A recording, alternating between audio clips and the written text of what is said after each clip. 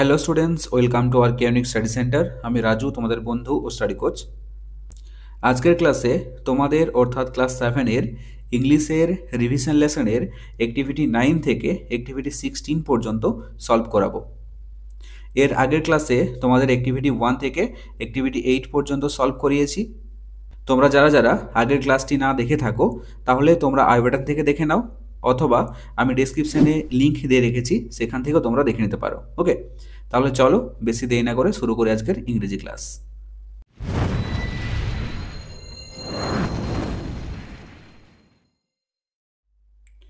তোমাদেরকে আমি আগেই বলে রাখি, তোমরা যাতে ভালো করে বুঝতে পারো তার জন্য আমি অ্যাক্টিভিটি 9টা বই থেকে প্রিন্ট আউট বের করে নিয়েছি।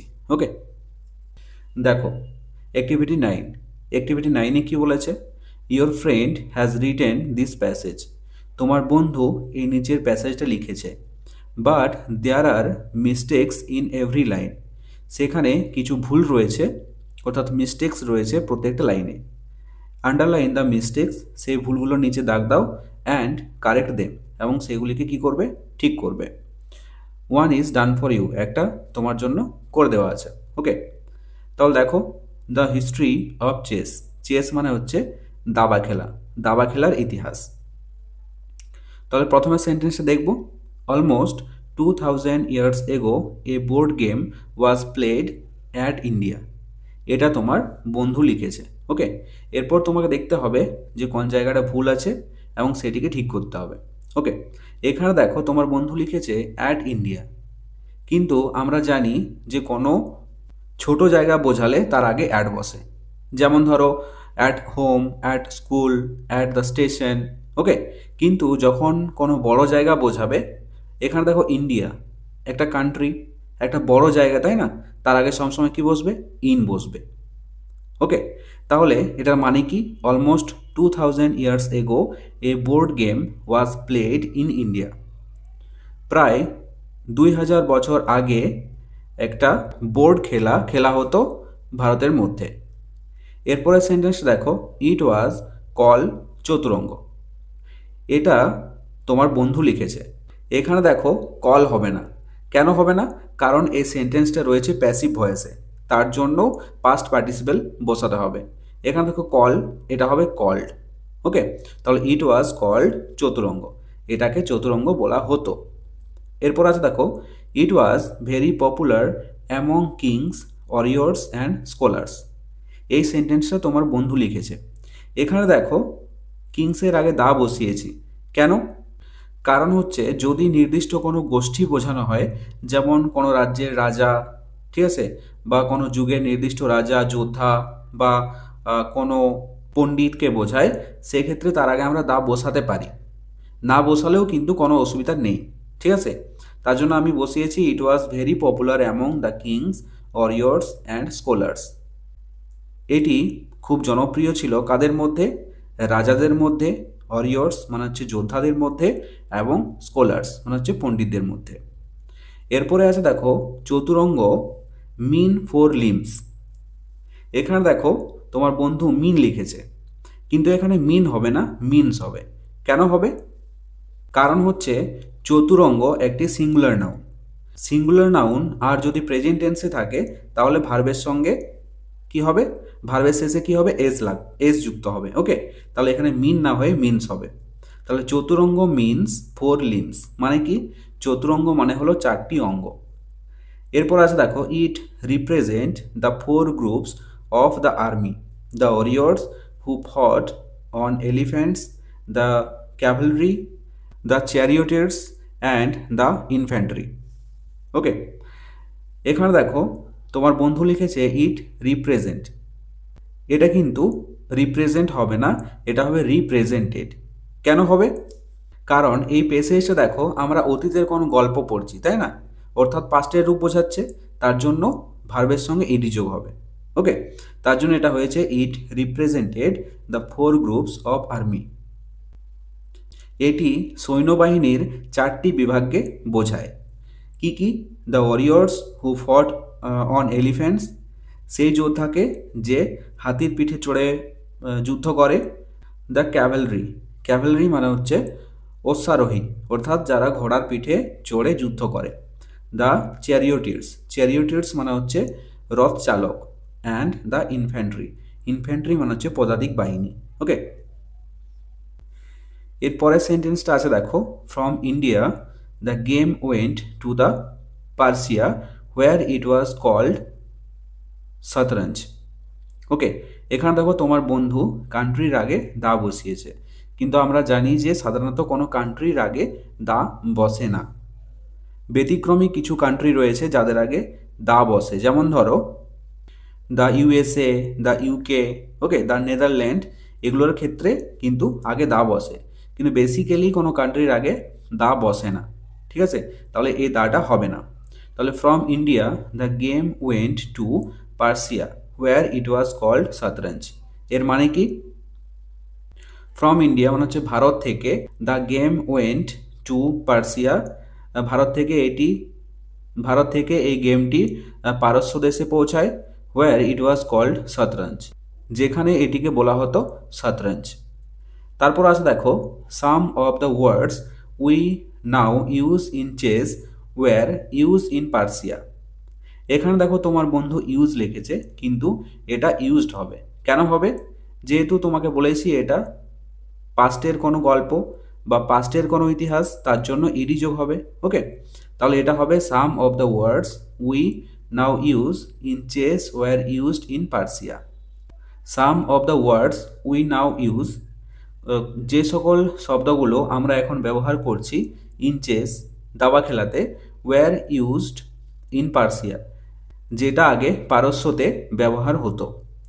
এরপরে আছে দেখো, the term checkmate was earlier call shahmat or the king is dead. এখানে দেখো তোমার বন্ধু কল লিখেছে, কিন্তু এখানে কল হবে না, কল্ড হবে। কেন হবে? কারণ এটা প্যাসিভ ভয়েসে রয়েছে, তাই না? তার জন্য এটা হবে called. The term checkmate was earlier called shahmat or the king is dead. এই সেন্টেন্সটার মানে কি? চেকমেট শব্দটির আগের নাম ছিল সাহমাদ, আর কি দ্য কিং ইজ ডেড মানে হচ্ছে রাজা মারা গেছে। ঠিক আছে, এই চেকমেট শব্দটির মানে হচ্ছে সাহমাদ আর রাজা মারা গেছে। From Persia the game went to the Europe. এখানেও দেখো তোমার বন্ধু কান্ট্রির আগে দা বসিয়েছে, এটা কিন্তু হবে না। তাহলে সেন্টেন্সটা সঠিকভাবে করলে কি হবে? From Persia the game went to Europe. পার্সিয়া থেকে এই খেলাটি ইউরোপে ছড়িয়ে পড়ে। এরপরে সেন্টেন্সটা দেখো, the game was now been called chess. তোমার বন্ধু এখানে কিন্তু ভুল লিখেছে। ওয়াজ নাও বিন কল্ড, এটা হচ্ছে ইংরেজির ভুল কাঠামো। ঠিক আছে, এটা বাদ দিয়ে তোমরা এই দুটোর মধ্যে একটা লিখতে পারো, দ্য গেম, ঠিক আছে, তারপর ইজ নাও কল্ড চেস, এটা লিখতে পারো, অথবা the game came to be known as chess. ঠিক আছে, এটাও লিখতে পারো। তাহলে এই যে জায়গাটা ওয়াজ নাও বিন কল্ড, এটা কেটে তোমরা এই দুটোর মধ্যে যে কোনো একটা লিখতে পারো। ওকে, দুটোই কিন্তু সঠিক। বোঝা গেল? এরপর দেখো অ্যাক্টিভিটি 10। অ্যাক্টিভিটি 10-এ কি বলেছে? What do we call the people who live in the following countries. এখানে দেখো নিচে কিছু কান্ট্রি বা দেশের নাম দেওয়া আছে। তাহলে এই সকল দেশে যে সকল মানুষগুলো বসবাস করে তাদেরকে আমরা কি বলবো? Okay, one is done for you, একটা তোমার জন্য করে দেওয়া আছে। দেখো, প্রথমে রয়েছে ইন্ডিয়া, অর্থাৎ ভারত। তাহলে ইন্ডিয়াতে বসবাসকারী মানুষগুলোকে কি বলবো? ইন্ডিয়ান, ভারতীয়, তাই না? সেরকমভাবে ইরান, ইরানে বসবাসকারী মানুষগুলোকে কি বলবো? ইরানিয়ান। ইতালি, ইতালিতে বসবাসকারী মানুষগুলোকে কি বলবো? ইতালিয়ান। রাশিয়াতে যারা বাস করে তাদেরকে বলবো রাশিয়ান। এরপরে আছে দেখো কানাডা, কানাডাতে যে সকল মানুষ বসবাস করে তাদেরকে আমরা বলবো Canadian. America, American. China, Chinese. Nepal, Nepalese বা নেপালি। তারপর রয়েছে দেখো জাপান, জাপানে বসবাসকারী মানুষগুলোকে কি বলবো? জাপানিজ। এরপর আছে দেখো পাকিস্তান, পাকিস্তানে বসবাসকারী মানুষগুলোকে বলবো পাকিস্তানি। ওকে, তারপর রয়েছে ইংল্যান্ড, ইংল্যান্ডে বসবাসকারী মানুষগুলোকে কি বলবো? ইংলিশ বা ব্রিটিশ। ওকে, ক্লিয়ার? এখানে দেখো তোমাদেরকে একটা হোমওয়ার্ক দিচ্ছি। ভুটান, কান্ট্রির নাম হচ্ছে ভুটান। তাহলে ভুটানে বসবাসকারী মানুষগুলোকে আমরা কি বলবো? এর উত্তরটা তোমরা কমেন্ট বক্সে অবশ্যই আমাকে জানাবে। ওকে, এরপরে আছে দেখো অ্যাক্টিভিটি 11। কি বলেছে? Make sentences with the following adverbs. নিচের যে অ্যাডভার্বগুলো রয়েছে এগুলি দিয়ে একটা করে বাক্য রচনা করতে হবে। ওকে, তাহলে দেখো এগুলি আমি খাতাতে ভালো করে বাংলাতে করে দিয়েছি, তোমরা দেখে নাও। প্রথমে কি আছে? স্লোলি। স্লোলি মানে হচ্ছে ধীরে ধীরে। তাহলে স্লোলি দিয়ে যদি একটা বাক্য রচনা করি তাহলে কি হবে? The baby slowly fail asleep. এর মানে কি? শিশুটি ধীরে ধীরে ঘুমিয়ে পড়ল। ওকে, এখানে চাইলে তোমরা নিজেদের মতো বাক্য রচনা করতে পারো। ঠিক আছে, তারপরে রয়েছে দেখো ফার্স্ট। ফার্স্ট মানে কি? দ্রুত। তাহলে ফার্স্ট দিয়ে যদি একটা সেন্টেন্স মেক করি তাহলে হবে the car is moving fast. গাড়িটি দ্রুত চলছে। এরপরে আছে দেখো নাও। নাও মানে কি? এখন। তাহলে নাও দিয়ে যদি একটা সেন্টেন্স মেক করি তাহলে হবে দেখো I will go home now. আমি এখন বাড়ি যাব। তারপর রয়েছে অফেন, মানে হচ্ছে প্রায়। এটা হবে I often read books at night. আমি প্রায় রাতে বই পড়ি। ওকে, তারপর রয়েছে দেখো সামটাইমস। সামটাইমস মানে হচ্ছে কখনো কখনো। তাহলে সামটাইমস দিয়ে যদি আমরা একটা বাক্য রচনা করি তাহলে হবে sometimes I wake up late. কখনো কখনো আমি দেরিতে ঘুম থেকে উঠি। ওকে, এখানে তোমরা চাইলে তোমাদের মতো বাক্য রচনা করতে পারো। ক্লিয়ার? এরপরে আছে দেখো অ্যাক্টিভিটি 12। অ্যাক্টিভিটি 12-এ কি বলেছে? Write the past forms of the following words. নিচের যে ওয়ার্ডগুলো দেওয়া আছে এগুলির পাস্ট ফর্ম লিখতে হবে, অর্থাৎ অতীতের রূপগুলো লিখতে হবে। ঠিক আছে, তাহলে দেখো আমি খাতায় করে দিয়েছি। প্রথমের ওয়ার্ডটা কি আছে? পুট। পুট মানে কি? রাখা। তাহলে পুটের পাস্ট ফর্ম অর্থাৎ অতীতের রূপ কিন্তু পুটেই থাকে। ঠিক আছে, পুট পুট। পুট মানে রাখা, পুট মানে রেখেছিল। তারপরে আছে দেখো মিট। মিট মানে হচ্ছে দেখা করা। তাহলে মিটের অতীতের রূপ কি হবে? মেট, মানে দেখা করেছিল। তারপরে আছে দেখো জাম্প। জাম্প মানে হচ্ছে লাফানো। তাহলে জাম্পের পাস্ট ফর্ম কি হবে? জাম্পড, মানে লাফিয়েছিল। তারপর আছে দেখো স্লিপ। স্লিপ মানে হচ্ছে ঘুমানো। তাহলে স্লিপের অতীতের রূপ কি হবে? স্লেপ্ট, মানে ঘুমিয়েছিল। এরপরে আছে দেখো ক্রাই। ক্রাই মানে হচ্ছে কাঁদা। তাহলে ক্রাইয়ের অতীতের রূপ কি হবে? ক্রাইড, ইডি যোগ হবে, তাই না? কেঁদেছিল। ক্রাই মানে কাঁদা, ক্রাইড মানে হচ্ছে কেঁদেছিল। তারপর আছে নীল। নীল মানে হচ্ছে হাঁটু গেড়ে বসা। আর নীলের পাস্টের রূপ কি হবে? নেল্ট। নেল্ট মানে হচ্ছে হাঁটু গেড়ে বসেছিল। তোমরা যখন ছোট ছিলে তখন কিন্তু এই নীল এই শব্দটার সঙ্গে পরিচিত ছিলে। মনে করে দেখো যখন তোমরা টিউশন যেতে, তাই না? টিউশনে পড়া করে যেতে না বা পড়া হতো না যেদিন, সেদিন টিচাররা কি করতো? বলতো না শাস্তি হিসাবে যে বাইরে গিয়ে নীল ডাউন করে বসো বা নীল ডাউন দাও, বলতো না? তাহলে নীল ডাউন মানে হচ্ছে হাঁটু গেড়ে বসা। ঠিক আছে, আমরা যখন ছোট ছিলাম তখন আমাদেরকে তো আবার পাথরকুচি থাকতো, পাথরকুচির উপরে নীল ডাউন করা করাতো, হাঁটু গেড়ে বসা করাতো। বুঝলে তো? তাহলে তোমরা অবশ্যই আমাকে কমেন্ট করে জানাও এরকম শাস্তি কারা কারা পেয়েছো টিউশনে বা স্কুলে। ওকে, ছোটোর সময়। এরপর দেখো অ্যাক্টিভিটি 13। অ্যাক্টিভিটি 13-এ কি বলেছে? Fill in the blanks by choosing the correct form of verbs from the given alternatives. বিকল্পগুলির মধ্য থেকে সঠিক ভার্ব ফর্মগুলো বেছে নিয়ে শূন্যস্থানে বসাতে হবে। তাহলে এটা দেখো they goes or are going or was going to school. তারা স্কুলে যাচ্ছে। এখানে দেখো প্রথমে রয়েছে গোজ। গোজ তো এখানে হবেই না, কারণ এখানে থার্ড পারসন সিঙ্গুলার নাম্বার থাকলে তবে ভার্বের সঙ্গে এস কিংবা ইএস যোগ হয়। ওকে, তারপর রয়েছে দেখো ওয়াজ গোয়িং। এটা যেহেতু থার্ড পারসন প্লুরাল নাম্বার তার জন্য ওয়াজ গোয়িং তো হবেই না, তার জন্য এটা হবে, এটা কিন্তু থার্ড পারসন কিন্তু সিঙ্গুলার নয়, থার্ড পারসন প্লুরাল নাম্বার, তার জন্য এটা হবে দে আর গোয়িং টু স্কুল। তারা স্কুলে যাচ্ছে। তাহলে আর গোয়িং হবে সঠিক উত্তর। ওকে, বিয়েটা দেখো he live or lives or have lived within his means. এখানে দেখো হি একটা third person singular. Third person singular number থাকলে কি বলেছি? ভার্বের সঙ্গে এস কিংবা ইএস যোগ হয়। ওকে, লিভ তো হবেই না। আর হ্যাভ লিভ, কারণ এটা সিঙ্গুলার আছে, সিঙ্গুলার থাকলে হ্যাভ হয় না, আমরা জানি, তাই না? তাহলে এটা হবে he lives within his means. তাহলে লিভস হবে সঠিক উত্তর। বোঝা গেল? এরপর সি এটা দেখো কি আছে, she and her friends go or went or goes to the picnic yesterday. সে এবং তার বন্ধুরা গতকাল পিকনিকে গিয়েছিল।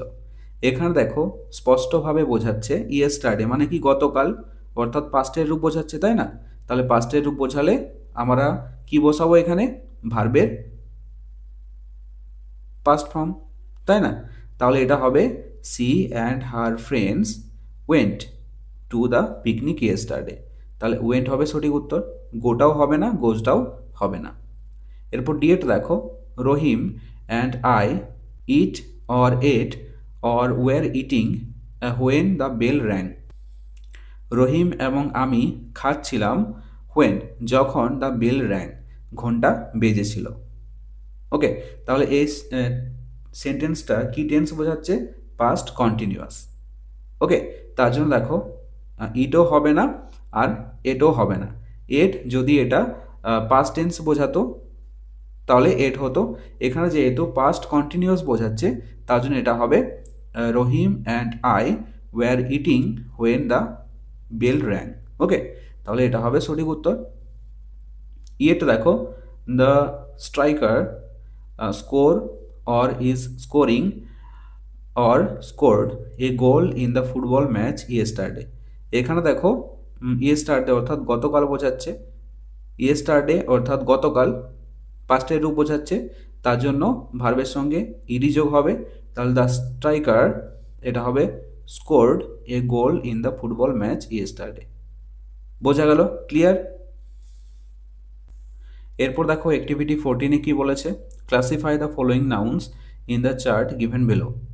এখানে দেখো কিছু নাউন দেওয়া আছে, এগুলি কি ধরনের নাউন সেগুলো চার্টে লিখতে হবে। ওকে, তাহলে আমরা প্রথমে জেনে নেব যে নাউন কাকে বলবো।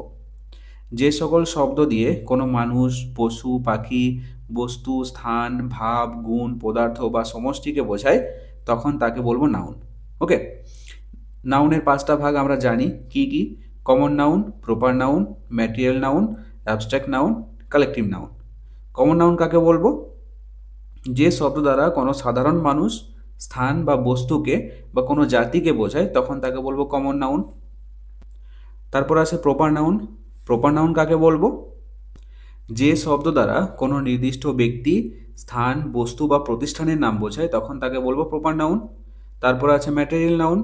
ম্যাটেরিয়াল নাউন কাকে বলবো, যে সকল শব্দ দ্বারা কোনো পদার্থ বা উপাদানের নাম বোঝায় তখন তাকে বলবো ম্যাটেরিয়াল নাউন। এরপর আছে দেখো অ্যাবস্ট্রাক্ট নাউন। অ্যাবস্ট্রাক্ট নাউন কাকে বলবো, যে শব্দ দ্বারা গুণ, ধর্ম, অবস্থা, অনুভূতি বা কোনো অদৃশ্য জিনিসকে বোঝায় তখন তাকে বলবো অ্যাবস্ট্রাক্ট নাউন। ওকে, যা স্পর্শ করা যায় না, এক কথায় যদি বলতে চাও। ওকে, কালেকটিভ নাউন কাকে বলবো, যে শব্দ দ্বারা অনেকগুলো ব্যক্তি বা অনেকগুলো বস্তু মিলিয়ে বা এক দল বা কোনো সমষ্টিকে বোঝায় তখন তাকে বলবো কালেকটিভ নাউন। ওকে, তাহলে দেখো প্রথমে রয়েছে কাও। কাও মানে গরু, তাহলে এই নাউনটা একটা গোটা গরু জাতিকে বোঝাচ্ছে, তার জন্য এটা হবে কমন নাউন। তারপর আছে ফ্লিট। ফ্লিট মানে হচ্ছে নৌবহর বা অনেকগুলো নৌকা একসঙ্গে বোঝালে তাকে বলা হয় ফ্লিট। ঠিক আছে, তাহলে এটা হবে কালেকটিভ নাউন। এরপর আছে দেখো বিদ্যাসাগর, কোনো নির্দিষ্ট ব্যক্তির নাম বোঝাচ্ছে, তাহলে এটা হবে প্রপার নাউন। চক, চক মানে হচ্ছে খড়িমাটি, কোনো একটা পদার্থকে বোঝাচ্ছে, তাহলে এটা হবে ম্যাটেরিয়াল নাউন। এরপর আছে দেখো অনেস্টি। অনেস্টি মানে হচ্ছে সততা, এটা কি চোখে দেখা যায় না স্পর্শ করা যায়? স্পর্শ করা যায় না, চোখও দেখা যায় না, এটাকে জাস্ট অনুভব করা যায়, তাই না? তাহলে অনেস্টি এটা হবে অ্যাবস্ট্রাক্ট নাউন। এরপর আছে দেখো গার্ল। গার্ল একটা মেয়ে জাতিকে বোঝাচ্ছে, তার জন্য এটা হবে কমন নাউন। তারপর আছে ডগ, এটাও হবে কমন নাউন, একটা কুকুর জাতিকে বোঝাচ্ছে। তারপর আছে দেখো রবার্ট ব্রুস, একটা কোনো নির্দিষ্ট ব্যক্তির নাম, তাহলে এটা কি বলেছি প্রপার নাউন হবে। তারপর আছে রিং। রিংটা হবে কিন্তু কমন নাউন। এখানে তোমরা ম্যাটেরিয়াল নাউন করতে যাবে না, কিন্তু এটা কিন্তু ম্যাটেরিয়াল নাউন হবে না। ঠিক আছে, যদি এখানে পাশে গোল্ড রিং বা সিলভার রিং থাকতো তাহলে সেটা হতো ম্যাটেরিয়াল নাউন, এখানে শুধু রিং বলেছে, তার জন্য এটা হবে কমন নাউন। তারপর রয়েছে ফ্রেন্ডশিপ, বন্ধুত্ব। এটা কি চোখে দেখা যায় না স্পর্শ করা যায়? যায় না, এটাকে অনুভব করা যায়, তাহলে এটা হবে অ্যাবস্ট্রাক্ট নাউন। তারপর আছে ট্যাবেল, ট্যাবিল, এটা কমন নাউন হবে, কারণ এখানে কোনো নির্দিষ্ট কোম্পানির কোনো ট্যাবিল বা নির্দিষ্ট চেহারার কোনো টেবিলকে বলে না। ওকে, এখানে শুধু টেবিল বলেছে, তার জন্য এটা কমন নাউন, প্রত্যেকটা টেবিলকে বোঝাচ্ছে, ঠিক আছে, তার জন্য এটা হয়েছে কমন নাউন। তারপর আছে হিয়ার্ড, হিয়ার্ড মানে হচ্ছে পাল বা এক দল, অনেকগুলো গরুর একসঙ্গে বোঝালে সেটাকে হিয়ার্ড বলবো, ঠিক আছে, তাহলে এটা হবে কালেকটিভ নাউন। তারপর আছে ক্লাস মানে শ্রেণী, এটাও হবে কালেকটিভ নাউন। টেলিভিশন, এটাও হবে কমন নাউন। টিচার, এখানে দেখো মেয়ে টিচারও হতে পারে আবার ছেলে টিচারও হতে পারে, ঠিক আছে, তাহলে এটা হবে কমন। তারপর আছে রবীন্দ্রনাথ, এটা কোনো নির্দিষ্ট ব্যক্তির নাম, তার জন্য এটা হবে প্রপার নাউন। ট্রুথফুলনেস, সত্যবাদিতা, এটাকেও কিন্তু চোখে দেখা যায় না, স্পর্শ করা যায় না, শুধুমাত্র অনুভব করা যায়, তাহলে এটা হবে অ্যাবস্ট্রাক্ট নাউন। তারপর আছে বেঞ্চ, এটা হবে কমন নাউন। তারপরে আছে অ্যানমিটি, অ্যানমিটি মানে হচ্ছে শত্রুতা, এটাও চোখে দেখা যায় না, স্পর্শ করা যায় না, অনুভব করা যায়, তাই না, তাহলে এটা হবে অ্যাবস্ট্রাক্ট নাউন। তারপরে শেষে আছে দেখো ফুটবল, এটা হবে কমন নাউন। বোঝা গেল? আর তোমাদের যদি অ্যাক্টিভিটি 14 থেকে কোনো প্রশ্ন থাকে বা কোনো ডাউট থাকে, তাহলে আমাকে কমেন্টে জানাতে পারো, আমি সেখান থেকে সলভ করার চেষ্টা করব। ওকে, এরপর দেখো অ্যাক্টিভিটি 15। অ্যাক্টিভিটি 15-এ কী বলেছে? Study the family tree of your friend Sabina carefully. তোমার বন্ধু সাবিনার ফ্যামিলি ট্রিটা ভালো করে পড়ো। দেন রাইট এ শর্ট প্যারাগ্রাফ, তারপর একটা ছোট প্যারাগ্রাফ লিখো। অ্যাবাউট হার ফ্যামিলি, তার পরিবারের সম্পর্কে, ইন অ্যাবাউট 60 ওয়ার্ডস, 60 শব্দের মধ্যে। ওকে, এখানে দেখো নিচে রয়েছে সাবিনা, এ হচ্ছে তোমার বন্ধু, ঠিক আছে। তারপরে রয়েছে দেখো কাজী আব্দুল, নার্গিস, এরা দুজন হচ্ছে সাবিনার দাদু আর দিদা। কাজী নুরুল, সাকিলা, এরা দুজন হচ্ছে সাবিনার বাবা এবং মা, ঠিক আছে। আর এখানে রয়েছে ইরফান আর ইমরান, এরা দুজন হচ্ছে সাবিনার ভাই বোন বা ভাই, ঠিক আছে। তাহলে তোমার কি করতে হবে? এই সাবিনার ফ্যামিলি ট্রিটা ভালো করে পড়তে হবে, তারপর একটা প্যারাগ্রাফ লিখতে হবে, ঠিক আছে। এটা তোমরা নিজেরা করবে, তোমরা যদি না পারো তাহলে আমাকে কমেন্ট করে জানাবে যে স্যার পাচ্ছি না, তারপরে আমি অ্যাক্টিভিটি 15টা শুধু তোমাদেরকে একটা ক্লাস দিয়ে দেবো। ওকে, এরপরে আছে দেখো অ্যাক্টিভিটি 16। কি বলেছে? Write a short story in about 60 words using the following hints. নিচের যে হিন্টসগুলো দেওয়া আছে এগুলি ব্যবহার করে 60 শব্দের মধ্যে একটা ছোট গল্প লিখতে হবে। ওকে, তাহলে দেখো তোমাদেরকে নিচের হিন্টসগুলো দিয়ে একটা ছোট গল্প লিখিয়ে দিয়েছি বাংলা অনুবাদ সহ, তোমরা ভালো করে দেখে নাও।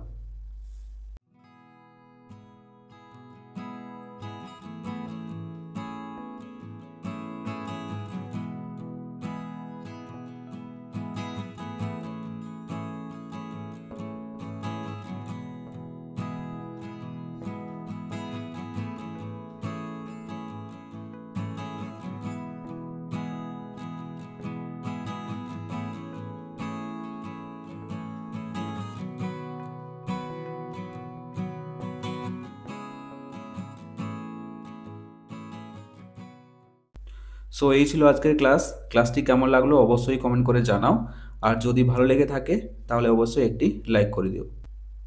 আমি আবারও বলছি, আগের ক্লাসটি যদি না দেখে থাকো তাহলে ডেসক্রিপশনে যাও, সেখানে লিঙ্ক দেওয়া রয়েছে, সেখান থেকে তোমরা দেখে নিতে পারো। ওকে, আর ছোট্ট বন্ধুরা, তোমরা যদি আমার চ্যানেলে নতুন হয়ে থাকো তাহলে অবশ্যই সাবস্ক্রাইব করে পাশে থাকা বেল আইকনটিতে প্রেস করে রাখো। চলো দেখা হচ্ছে নেক্সট কোনো ইংরেজি ক্লাসে, ততক্ষণ পর্যন্ত বাই বাই, টেক কেয়ার।